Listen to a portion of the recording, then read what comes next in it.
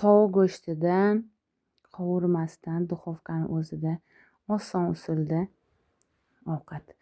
Birinchi go'shtimizni marinovka qilib olamiz. Mayonez, ketchup, har xil pripravalar hammasini solamiz birdaniga. Kartoshka, bolgarskiy, to'g'ralgan piyoz hammasini qo'shib aralashtirib marinovka qilib xolodilnikka 1,5 soatga olib qo'yamiz. 1,5 soat olib qo'yganimizdan keyin mana shunaqa qilib birinchi go'shtlarini terib, keyin kartoshkalar ustidan ketma-ketlikda terib ketaveramiz. Bolgarskiy, pomidor, baqlajon. Oxirida ustidan suvini quyib yuboramiz. Mana shunaqa suvlari chiqib zo'r bo'ladi.